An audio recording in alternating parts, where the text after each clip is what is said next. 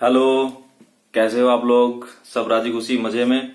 अच्छा, तो आज मैं एक चीज सोच रहा था कि जो चार्ज होता है इसकी स्पेलिंग सी से शुरू होती है और इसकी यूनिट कुलाम है उसकी स्पेलिंग भी सी से शुरू होती है। फिर ये चार्ज को हम क्यू से डिनोट क्यों करते हैं?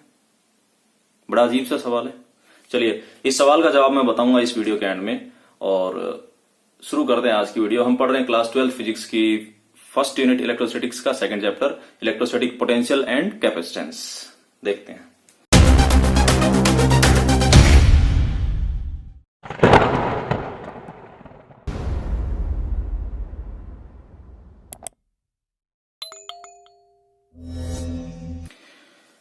तो स्टूडेंट्स, फर्स्ट वीडियो में इस चैप्टर की फर्स्ट वीडियो में हमने देखा था कि ये पोटेंशियल क्या होता है, इलेक्ट्रोस्टैटिक पोटेंशियल एनर्जी क्या होती है, इन सब की कॉन्सेप्ट हमने देखी थी।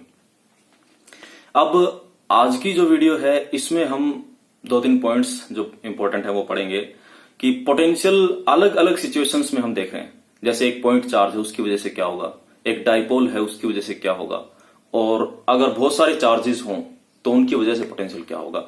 ये टॉपिक्स इस वीडियो में हम पढ़ेंगे। तो हमारा पहला टॉपिक आज का है potential due to a point charge. कैसे करेंगे? देखिए, हमने एक पॉइंट चार्ज लिया, ये प्लस क्यू, ये वही सवाल है प्लस क्यू। अच्छा, ये सोर्स चार्ज है हमारा, ठीक है।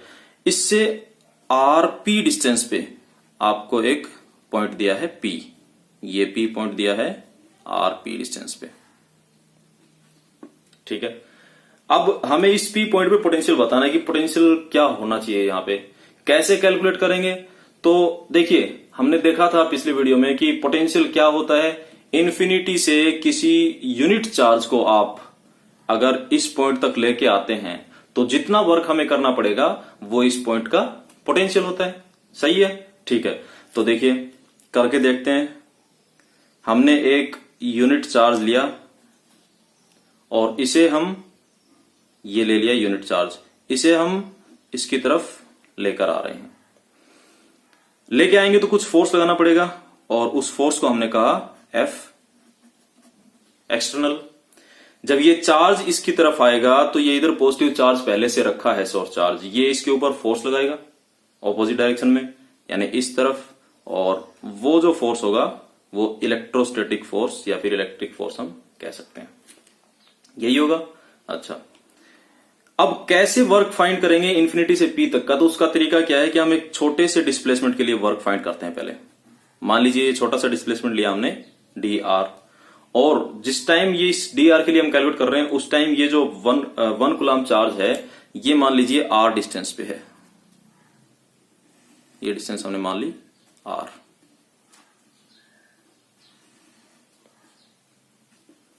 यहां से है ये इस चार्ज से आर डिस्टेंस पे है।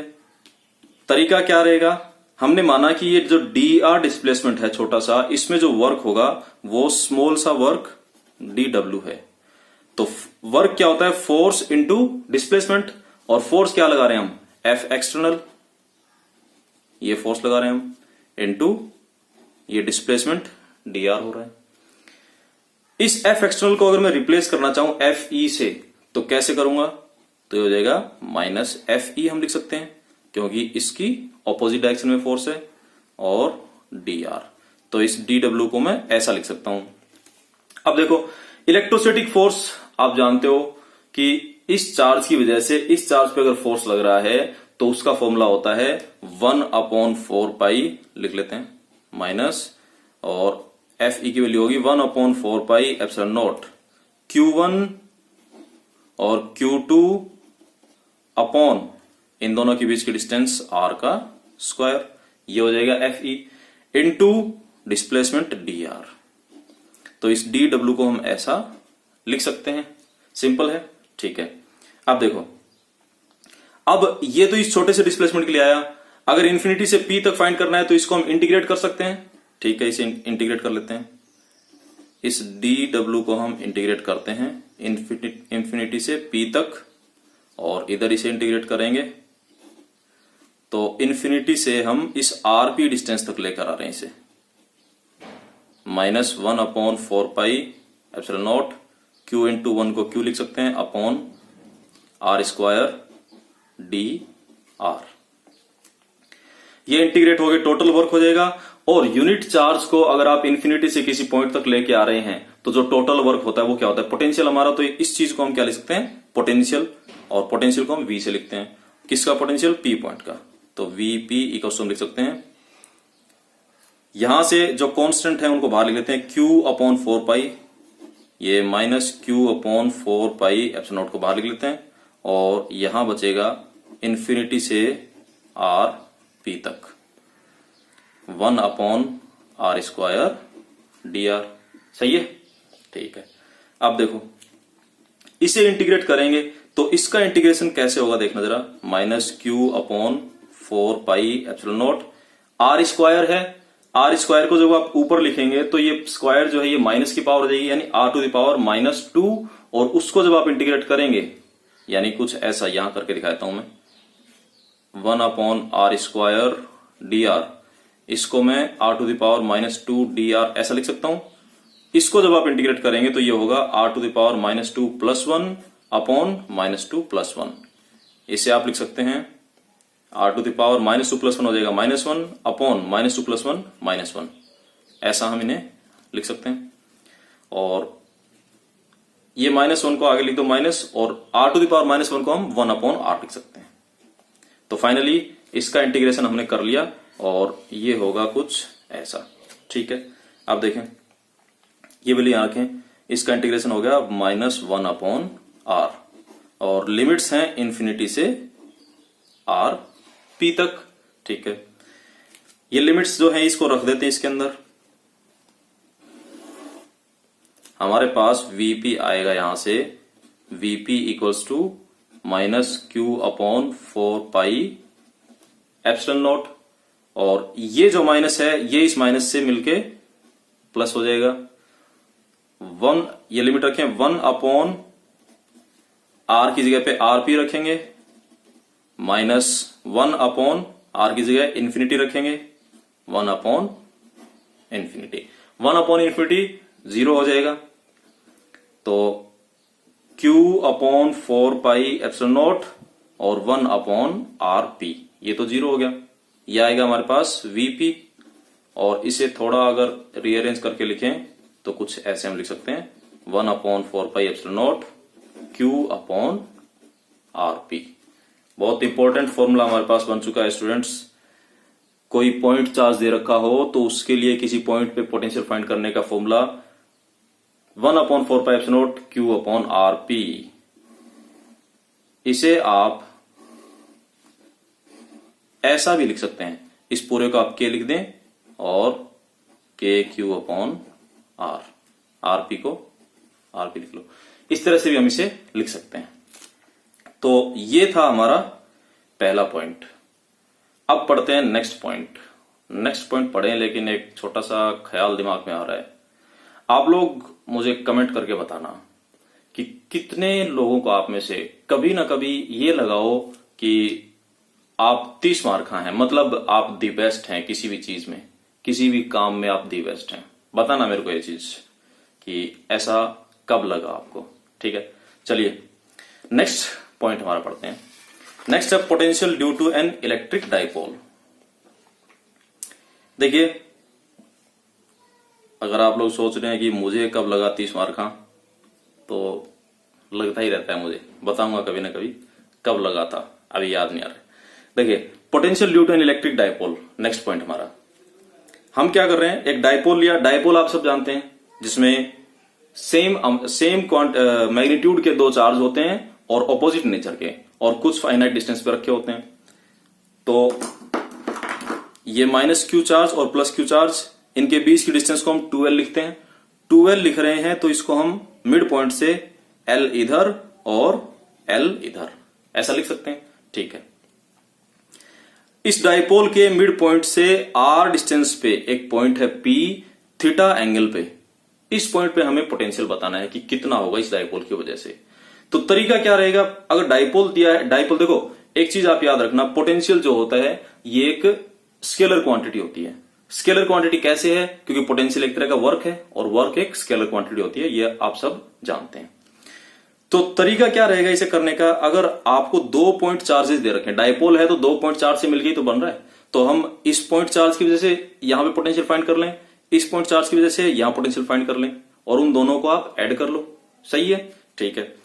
इस चीज को करते टाइम इस एक चीज और ध्यान रखना कि पॉजिटिव चार्ज की वजह से पोटेंशियल हमेशा बढ़ता है और नेगेटिव चार्ज की वजह से पोटेंशियल कम होता है। ऐसा क्यों होता है देखना, जब आप एक पॉजिटिव चार्ज रख रहे हैं, उसके पास दूसरा चार्ज जब लेकर आ रहे हैं जो पॉजिटिव है, तो इन दोनों में रिपल्सन होगा, और अगर रिपल्सन होगा तो ये चार्ज दूर जाएगा, ठीक है। लेकिन अगर मैं यहां नेगेटिव चार्ज रख दूं तो उसमें अट्रैक्शन होगा, तो ये चार्ज अपने आप इसकी तरफ आएगा। पहले केस में जब दोनों पॉजिटिव है तो आपको फोर्स इधर लगाना पड़ रहा है, लेकिन जब ये नेगेटिव और ये पॉजिटिव है तो फोर्स आपको वापस लगाना पड़ेगा, क्योंकि इसे रोकना पड़ेगा। ये तो नेगेटिव तो अपने आप खींचेगा ना, तो फोर्स आपको ऑपोजिट लगाना पड़ता है। तो इसलिए दोनों केसेस में वर्क, एक तरफ वर्क पॉजिटिव है, दूसरी तरफ वर्क नेगेटिव है। तो जब हम पॉजिटिव चार्ज लेते हैं दोनों, तब वर्क को पॉजिटिव मानते हैं, तो दूसरे केस में वर्क नेगेटिव हो जाएगा। तो इसलिए याद रखना, नेगेटिव चार्ज जब भी आपको दे रखा हो तो उसकी वजह से पोटेंशियल हमेशा नेगेटिव होता है, ठीक है। कैसे फाइंड करेंगे, देखिए हमें अगर इस क्यू चार्ज की वजह से यहां पे पोटेंशियल बताना है तो इन दोनों के बीच की डिस्टेंस हमें पता होनी चाहिए, यानी ये वाले डिस्टेंस, एक मिनट रुकना जरा,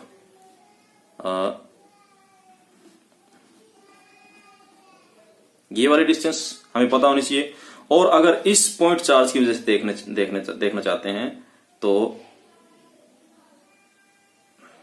एक मिनट, हाँ, तो इसकी डिस्टेंस हमें पता होनी चाहिए और इसकी डिस्टेंस को फाइंड करेंगे, इन दोनों के बीच की डिस्टेंस। कैसे लिखें इस डिस्टेंस को, तो देखिए इसका तरीका क्या है। ये डिस्टेंस r है। अब ये पॉइंट जब काफी दूर होता है तो इसमें एक छोटा सा जुगाड़ हम लगाते हैं। क्या जुगाड़ लगाते हैं देखना, हम इस पॉइंट से इस वाली लाइन के ऊपर एक परपेंडिकुलर बनाते हैं। ये लीजिए, ये एक परपेंडिकुलर हमने बनाया, ठीक है। जब ये पॉइंट काफी डिस्टेंस पे होता है और जनरली इस डायपोल के रेस्पेक्ट में ये पॉइंट दूर ही होता है, तो ये जो तरीका हम लगा रहे हैं, इस तरीके से हमारा ये जो डेरिवेशन है बहुत इजी हो जाएगा और फॉर्मूला फाइनली जो बनेगा उसमें कहीं कोई दिक्कत नहीं आएगी। तो इसलिए मैं इजी करने के हिसाब से इस चीज को बता रहा हूं। जब ये परपेंडिकुलर यहां से बनाया तो ये डिस्टेंस और ये डिस्टेंस दोनों इसके इक्वल होंगी। कौन सी डिस्टेंस, ये वाली डिस्टेंस और ये वाली डिस्टेंस दोनों इक्वल होंगी, ठीक है। अगर ये L है ये वाली, तो इस छोटे ट्राइंगल के अंदर ये जो साइड होगी ये होगी L cos थीटा, ठीक है। क्यों, क्योंकि ये हाइपोटेनियस है और ये बेस है, तो बेस को आप L cos थीटा से लिख सकते हैं। उसके बाद देखें तो ये वाली डिस्टेंस अगर आपको फाइंड करनी है तो कैसे फाइंड करेंगे, इस टोटल R में से आप इस L cos थीटा को माइनस कर दो, यानी ये जो बचेगी हो जाएगी R minus L cos theta. भाई ये जो बच रही है ये क्या होगी, R minus L cos theta, तो इसी के बराबर हम इसे मान रहे हैं, तो ये हो जाएगी R minus L cos theta. अब हमें ये वाली डिस्टेंस चाहिए होगी, तो उसका क्या तरीका है, इसको आगे एक्सटेंड करते हैं और यहां से एक परपेंडिकुलर बनाते हैं। यहां से एक परपेंडिकुलर बनाया हमने। अब देखें इस छोटे वाले ट्राइंगल के अंदर देखें, ये अगर हाइपोटेनियस L है, ये एंगल थीटा है, तो ये एंगल भी थीटा होगा, तो ये बेस कितना होगा, ये हो जाएगा L cos थीटा। अब हम इस डिस्टेंस को लिख रहे हैं, तो ये डिस्टेंस कैसे लिख सकते हैं, देखिए ये यहां से ये जो डिस्टेंस होगी ये इसके इक्वल हम मान सकते हैं इसमें। तो यहां से ये वाला डिस्टेंस है स्मॉल r और ये आगे का हिस्सा है L cos थीटा, तो दोनों को मिला के हम इसे क्या लिख सकते हैं, R plus L cos theta, ऐसा लिख सकते हैं, ठीक है। अब देखिए फॉर्मूला लिख के देखते हैं दोनों चार्जेस की वजह से। पहले हम पोटेंशियल लिख रहे हैं इस प्लस क्यू चार्ज की वजह से, तो प्लस क्यू चार्ज की वजह से क्या होगा, फॉर्मूला थोड़ी देर पहले डिराइव किया है, के क्यू अपॉन आर। अच्छा लिखें, के मतलब 1/4 pi epsilon naught Q upon R. R का मतलब जिस पॉइंट पे फाइंड करना उसकी डिस्टेंस, और डिस्टेंस कितनी होगी, R minus L cos theta. तो यहां लिखेंगे R minus L cos theta, सही है, ठीक है। इस माइनस क्यू की वजह से लिखें तो माइनस क्यू की वजह से होगा 1/4 पाई एप्सिलॉन नॉट और मैंने बताया माइनस नेगेटिव चार्ज की वजह से नेगेटिव होता है, तो यहां आ जाएगा माइनस क्यू रख देंगे। उसके बाद डिस्टेंस यहां से ये वाली आएगी, ठीक है, तो हम लिख सकते हैं R plus L cos theta, ठीक है। अब हमें नेट पोटेंशियल फाइंड करना है, तो net potential V equals to होगा, इन दोनों की जो इसको ऐड कर लेंगे, इन दोनों को कैसे, V प्लस क्यू के अंदर आप ऐड करेंगे V माइनस क्यू, ठीक है। अच्छा लिखें V इक्वल्स टू होगा V plus Q 1/4πε0 Q upon R minus L cos theta, और प्लस ये तो माइनस है इसके अंदर, तो माइनस यहां आ जाएगा, minus 1/4πε0 Q upon R plus L cos theta. सही है, कर सकते हैं ऐसा, ठीक है। अब देखो ये लाइन खींच दो इस बार, वरना बहुत टेढ़ी मेढ़ी हो जाएगी स्केल से, ये लो, ठीक है। अब देखो हमें V लिखना है, तो V कैसे लिखेंगे, यहां से Q अपॉन 4πε0 कॉमन आ जाएगा, ठीक है। यहां बचेगा 1/R minus L cos theta minus 1/R plus L cos theta. इसे हमें अभी सोल्व करना है। आप में से काफी सारे लोग बड़ी इजीली से सोल्व कर लेंगे, लेकिन जिनको इस तरह के सॉल्यूशंस में परेशानी होती है उनके लिए छोटा सा एक जुगाड़ बताता हूं, 5वीं क्लास में सीखा हमने। जैसे अगर आपको कहा जाए 1/5 माइनस 1/7 करना हो, तो कैसे करते हैं, 5 और 7 को मल्टीप्लाई करो, यहां जो लिखा है उसे यहां लिखो, यहां जो लिखा है उसे यहां लिखो, आगे सोल्व कर लो। यही होता है, बस यही जुगाड़ यहां लगा देते हैं। ये लो Q अपॉन 4πε0, जो अपॉन देखो कैसे सोल्व करेंगे, अपॉन में उनको मल्टीप्लाई करो। अच्छा मल्टीप्लाई करते टाइम देखना, ये एक चीज और बता देता हूं, a minus B into A plus B जब होता है तो ये a square minus B square होता है, ये भी आप जानते हैं। तो यहां ऐसा कुछ दिख रहा है a minus B A plus B, तो जब इन दोनों को मल्टीप्लाई करेंगे तो ये हो जाएगा a square minus B square, ठीक है। नीचे वाला काम हो गया। ऊपर क्या करना है, इसको इधर लिखो, इसको इधर, ये लो r plus L cos theta minus r minus L cos theta. सही है, ठीक है, ठीक है, सही है। तो Q अपॉन 4πε0 अपॉन में है R square minus L square cos square theta r plus L cos theta. ये माइनस आएगा इधर, तो ये माइनस r हो जाएगा और माइनस माइनस प्लस हो गए एल कोस थीटा, ये भी सही है। r से r कट जाएगा, एल कोस थीटा मिलके 2l कोस थीटा। तो यहां से v equals to Q upon 4πε0 2l cos theta upon r square minus L square cos square theta. अब देखें जब r बहुत बड़ा हो, हम लिखें if r is very large then l, ऐसा जब केस होगा तो उस केस में हम एल स्क्वायर को नेग्लेक्ट कर सकते हैं ना, कैन बी नेग्लेक्टेड, क्योंकि जब l बहुत छोटा है तो उसका स्क्वायर और भी छोटा होगा इससे। तो फॉर्मूला हमारा बन जाएगा यहां से v इक्वल्स टू, एक चीज और देखना, यहीं पे लिख लेते हैं, ये Q इंटू 2l जो होता है ये क्या होता है, आपने पढ़ा होगा, कुछ याद आ रहा है, डायपोल मोमेंट होता है ना, हाँ, और जिसको हम P से लिखते हैं, तो ये P बन जाएगा। तो क्या बचेगा वो लिख देता हूं यहां पे 1/4πε0 P cos theta upon r square minus L square cos square theta. अब देखें यहां पे क्या बन जाएगा फॉर्मूला, जब एल स्क्वायर को नेग्लेक्ट करेंगे यहां से तो एल स्क्वायर हट जाएगा और फॉर्मूला बनेगा हमारे पास 1/4πε0 P cos theta upon R square. ये एक इंपॉर्टेंट फॉर्मूला बन गया हमारे पास। अब इसमें आप थीटा की वैल्यूज रख के किसी भी पॉइंट पे, थीटा और आर की वैल्यूज रख के किसी भी पॉइंट पे पोटेंशियल बता सकते हैं इस डायपोल की वजह से। इसके दो स्पेशल केस लेते हैं। स्पेशल केसेस में से केस 1 देखिए। पहला केस, अगर हम इस लाइन के जैसे ये जो लाइन है, तो इस लाइन के ऊपर ही इधर किसी पॉइंट पर अगर पोटेंशियल देखना चाहें तो ये इसकी लाइन होती है एक्सियल लाइन। यानी एक्सियल लाइन पे, या फिर यूं कहें कि एक्सियल पॉइंट पे पोटेंशियल कितना होगा, तो eight axial point, axial point के लिए थीटा कितना हो जाएगा? जब मैं इसको ऐसा घुमा के लेके आता हूं तो थीटा 0 हो रहा है ना, ठीक है। तो थीटा हम यहां क्या कर सकते हैं? 0। थीटा 0 तो कोस 0 1 हो जाएगा। यानी यहां से फॉर्मूला हमारे पास बचेगा v equals to 1/4 pi epsilon naught p upon R square. एक और इंपॉर्टेंट फॉर्मूला,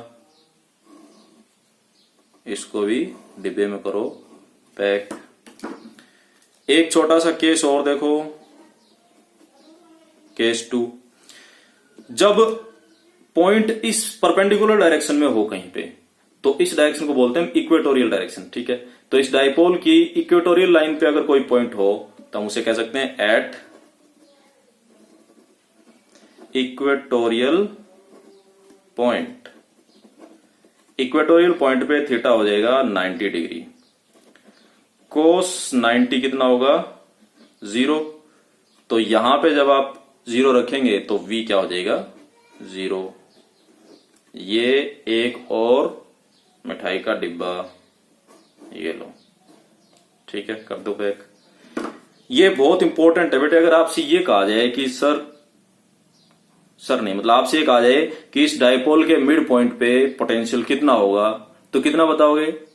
0, क्योंकि जो मिड पॉइंट है वो अल्टीमेटली इस डायरेक्शन में ही आ रहा है। और वैसे भी अगर आप देखना चाहो तो मिड पॉइंट पे जितना पोटेंशियल इसकी वजह से है उतना ही पोटेंशियल इसकी वजह से इक्वल होगी। ये दोनों वैल्यूज इक्वल होंगी तो फाइनल आंसर 0 आने वाला है, ठीक है। तो ये था दूसरा पॉइंट।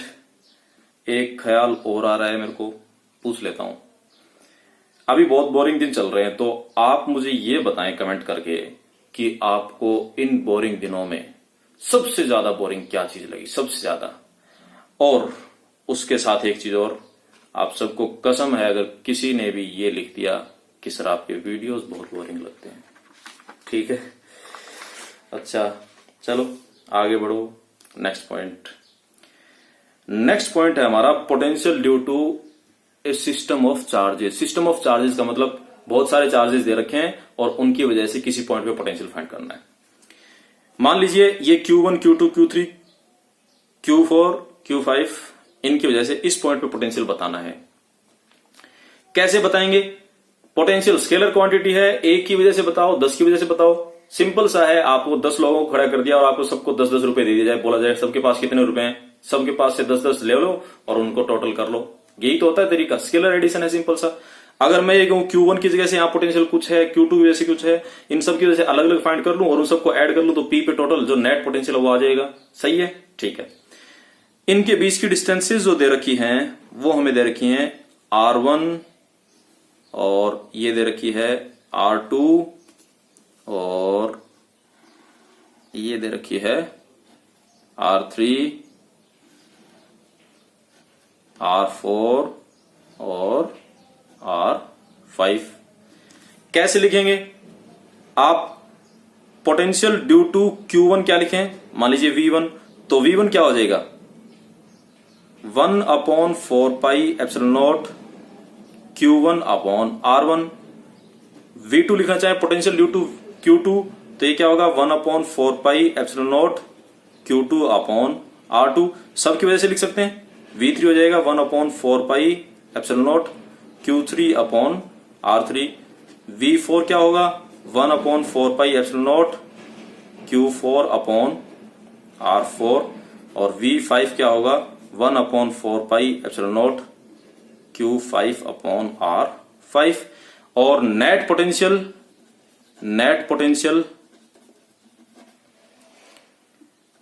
V क्या होगा, सबको ऐड कर लो। ये चीज आप लोग जानते हैं कि अगर पॉजिटिव चार्ज होगा तो पोटेंशियल पॉजिटिव, नेगेटिव चार्ज होगा तो पोटेंशियल नेगेटिव। इनमें से कहीं भी कोई एक भी चार्ज अगर नेगेटिव हो तो वो पोटेंशियल यहां पे अपने आप नेगेटिव हो जाएगा। इस चीज को आप ध्यान रखना, यहां रख देते हैं। अच्छा, इनमें कॉमन ये वाली चीज इसे हम आगे लिख लेते हैं, 1/4πε0, और हमारे पास बचेगा Q1/R1 plus Q2/R2 plus Q3/R3 plus Q4/R4 plus Q5/R5 plus, ठीक है, ये हो जाएगा हमारा नेट पोटेंशियल। फाइंड कर सकते हैं ना। इस पे आप लोग एक क्वेश्चन ट्राई करके देखना, और जब इस चैप्टर के न्यूमेरिकल्स हम करेंगे तो उसमें ऐसा क्वेश्चन हमें मिल जाएगा। आपको होमवर्क दे देता हूं, एक क्वेश्चन आपको कहीं अगर ऐसा दे रखा हो, अच्छा अब क्वेश्चन आपको खुद ही बनाना है। एक मैं तरीका आपको बताता हूं, खुद क्वेश्चन बनाना और खुद उसको आंसर करके देखना कि आपको ऐसे एक स्क्वायर दे रखा है जिसकी साइड A है और इसके चारों कॉर्नर्स पे पॉजिटिव चार्जेस रखे हुए हैं, तो इसके सेंटर पे पोटेंशियल बताओ। इन सब की वजह से नेट पोटेंशियल, किसी एक चार्ज को आप नेगेटिव कर देना या किसी दो चार्ज को नेगेटिव कर देना, किसी चार्ज को 2Q 3Q ऐसे कर देना। इस तरह से अलग अलग सिचुएशंस पे इस पे क्वेश्चन खुद से बनाओ और ट्राई करके देखो। बाकी न्यूमेरिकल्स इस चैप्टर के जब होंगे तो उसमें ऐसे क्वेश्चंस हम देख लेंगे। तो ये था। अब जो एक वाहियात सा अजीब सा सवाल हमने शुरू में पूछा था कि ये पॉइंट चार्ज को Q से क्यों डिनोट करते हैं, तो इसका आंसर जो मैंने इस पे रिसर्च की उसमें ये निकल के आया आंसर सामने। क्योंकि पुराने टाइम में चार्ज के लिए एक फ्रेज यूज हुआ करती थी, क्वांटिटी ऑफ इलेक्ट्रिसिटी। ये बड़ी कॉमन फ्रेज थी उस टाइम, बड़ा कॉमन वर्ड था, एक तरीके से यूज किया जाता था, क्वांटिटी ऑफ इलेक्ट्रिसिटी। तो इस क्वांटिटी ऑफ इलेक्ट्रिसिटी में जो स्टार्टिंग का Q है, इस Q को लिया जाता है पॉइंट चार्ज को डिनोट करने के लिए। तो ये था आज की वीडियो में, और फिर मिलेंगे अगले वीडियो में। जब तक आप अपना ख्याल रखें, समस्याओं से बच के रहें। धन्यवाद।